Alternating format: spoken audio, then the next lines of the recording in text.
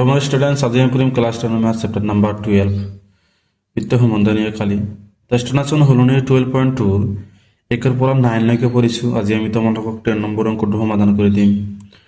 Question number 10 কি কৰি চাবা, এটা ছাতিৰ সমান ব্যৱধানত থকাকৈ 8ডাল ৰিপ আছে। চিত্ৰ 12.13 চোৱা। এইটো হ'ল কি ছাতি, ইয়াৰ ৰিপ কিমানটা আছে, 8ডাল আছে। চিত্ৰটো দি দিছে। তাৰপিছত কি কৈছে যে ছাতিটোক 45 সেণ্টিমিটাৰ ব্যাসাৰ্ধৰ এটা সমান বৃত্ত হ'ব বুলি ধৰি লৈ ছাতিটোৰ দুটা ক্ৰমিক ৰিবৰ মাজৰ কালি নিৰ্ণয় কৰা। ক্ৰমিক যেনেকুৱা ধৰি লৈ এই দুটাৰ মাজত যিটো কি চাবা, এই দুটা ৰিব আছে, এই ৰিবৰ মাজত যিখিনি আছে এইখিনিত আমাক কি উলিয়াব কৈছে, কালি উলিয়াব কৈছে। তো এইখিনি আমি কি জানো, এটা বৃত্তকলাই জানো, কি এটা উলিয়াব কৈছে। তো চাবা ষ্টুডেণ্টছ, আমি তোমালোকক উলিয়াই দিম। চাবা ষ্টুডেণ্টছ, তোমালোকক সমাধান কৰি দিম। সলিউশ্যন লিখি দিয়া। ছাতিটোৰ ব্যাসাৰ্ধ কিমান দিয়া আছে, ছাতিটো মানে বৃত্তই হয়। তোমালোকে লিখি দিয়েছে বৃত্তৰ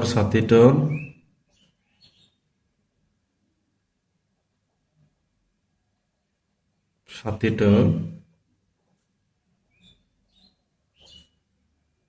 ব্যাসাৰ্ধ কিমান দিয়া আছে, 45 সেন্টিমিটাৰ। তাৰপিছত চাবা ছাতিটোৰ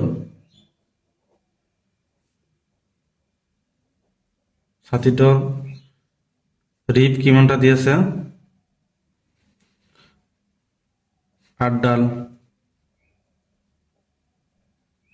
কেন্দ্ৰস্থ কোণৰ মাপ কিমান হ'ব, আমি এইটো ধৰিলো এটা বৃত্ত, এই বৃত্তটো আমি কেন্দ্ৰস্থ কোণ কিমান জানো, 360 ডিগ্ৰী। তা 360 ডিগ্ৰীক আমি কি কৰিম, এইটোৰে ডিভাইড কৰিম, যেটো পাম সেইটো হ'ব আমাৰ কি, এই কোণৰ মাপ বা এই কোণৰ মাপ সকলো কোণ আমি কি জানো, সমান নাজানো, থিতাটো ওলাই যাব। তো চাবা আকৌ কেন্দ্রস্থ কোণ মানে থিতা ইজিক্যাল টু কিমান হ'ব, 360 ডিগ্ৰী ডিভাইড বাই 8ডাল। ভাগ কৰে দিয়া 36 কিমান ভাগ কৰি পাৰো, 4বাৰ। কিমান বেছি থাকে ইয়াত, 4 সংখ্যাটো যিটো ফালে ভৰাই দিয়া কিমান হ'ব, 40 ভিতৰত 8 কিমান বাৰ যায়, 5বাৰ। 5 গুণ 40, তেনেহ'লে কিমান ডিগ্ৰী পাইছে থিতা ইজিক্যাল টু 45 ডিগ্ৰী। তাৰপিছত যেতিয়া আমি কি কৰিম, ৰিক দুটাৰ মাজত, এই দুটাৰ মাজত যিখিনি ঠাই আছে, এই ঠাইখিনি আমি কি কালি উলিয়াম। চাবা এই ঠাইখিনি আমি কি জানো, বৃত্তকলাই জানো। চাবা আমি কালি উলিয়াম। তাৰপিছত আমি কি লিখিছো, যেতিকে ছাতিটোৰ দুটা ক্ৰমিক ৰিবৰ মাজৰ কালি আমি কিমান জানো, থিতা ডিভাইড বাই 360 ডিগ্ৰী ইন্টু পাই আর স্কোয়ার, এটা জানো আমি মান বহাই দিম। থিতা মানে কিমান জানো, 45 ডিগ্ৰী, আৰু আৰ মানে আমি কিমান জানো, 45 সেন্টিমিটাৰ। 45 ডিগ্ৰী ডিভাইড বাই 360 ডিগ্ৰী ইন্টু পাই মানে আমি কিমান জানো, 22 ডিভাইড বাই 7 ইন্টু 45 ডাবল হ'ব, যেহেতু স্কোয়ার আছে, সেন্টিমিটারটা কি হ'ব, স্কোয়ার। সবাই স্টুডেন্ট আমি কাটাকাটি করি পারো। তো স্টুডেন্ট এটা 5 এর আমি ডিভাইড করি পারো, 5 9 গুণ 45। তো স্টুডেন্ট 5 এর ডিভাইড করি, 5 9 গুণ 45, এটা আমি 5 এর ডিভাইড করি পারো, 5 7 গুণ 35। এক বেশি থাকে, এখন কত তুমি এত বহাই দিয়া 10 এর ভিতর 5 কেন বার যায়, 2বার। তাৰপিছত আমি 9 এর ডিভাইড করি পারো, 8 9 গুণ আমি কিমান জানো, 72।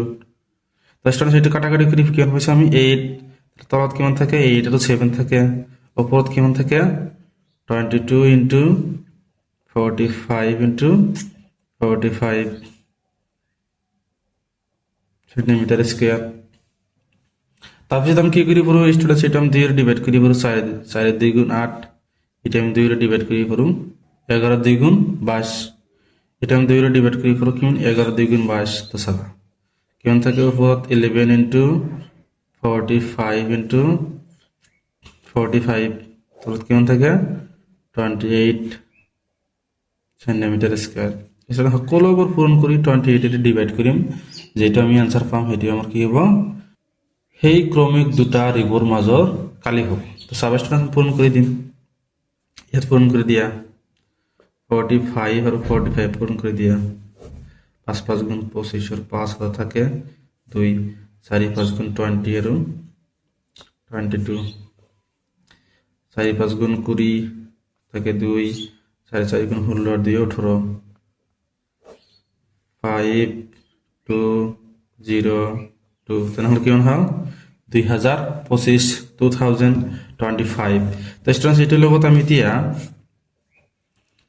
2025 ইনটু ইয়াৰ লগত আমি 11টো পূৰণ কৰিব লাগে ডিভাইড বাই 28 সেন্টিমিটাৰ স্কয়াৰ। তো ষ্টুডেন্টস 11 লগত যিকোনো সংখ্যা পূৰণ কৰা একেবাৰে সহজ।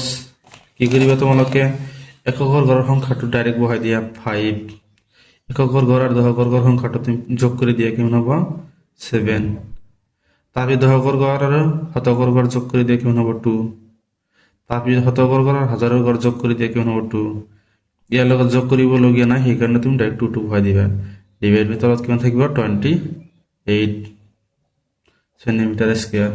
ষ্টুডেন্টস তোমালোকে লাষ্টত লিখি দিবা যে এতেকে ছাতিটোৰ দুটা ক্ৰমিক ৰিপৰ মাজৰ কালি কিমান হ'ব 795.53 সেন্টিমিটাৰ স্কয়াৰ। এটা আমি ওলাইছো।